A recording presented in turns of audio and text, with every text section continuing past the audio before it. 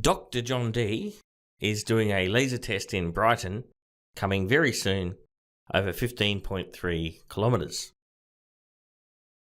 If we do see the laser light, the discussion from the globe community will immediately turn to refraction.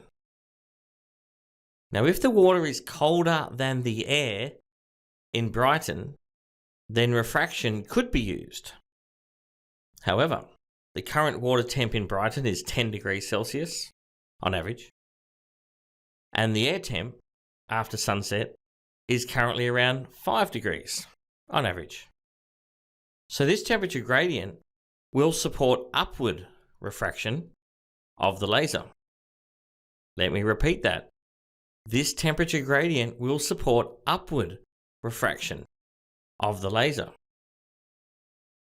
because light refracts towards the colder, denser medium. If the air is colder than the water, then we get a temperature gradient going from 10 degrees at sea level down to 5 degrees at, say, 1 meter above sea level. The laser light should refract upward toward the colder, denser medium.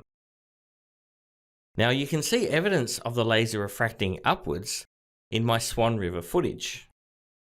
On this day, the water was around 20 degrees Celsius and the air temp around 15 degrees Celsius. As you can see, the laser light is clearly refracting upwards towards the colder, denser air. I presented this evidence recently to a member of the globe community who claims to be a specialist in this area. His response was that refraction can only occur, or most only occurs, downwards, and upward refraction is very rare. And instead of upward refraction, we normally see a superior or inferior mirage, instead of the laser refracting upwards. And I've heard this statement a number of times. I think this is a very biased statement. In my Swan River footage, the laser is clearly refracting upwards. The reason proposed by the globe community is atmospheric pressure increases as you approach sea level. So, the laser will refract towards the denser medium of the higher pressure atmosphere. In other words, the laser will always curve around the globe with atmospheric pressure. Okay, sounds reasonable, or does it? This is a table showing how refractive index is affected by altitude.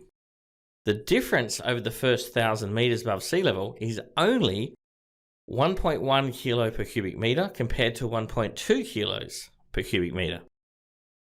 So the density at sea level is 1.2000 kilograms per cubic meter, and the density at 1 meter above sea level is 1.1999 kilograms per cubic meter.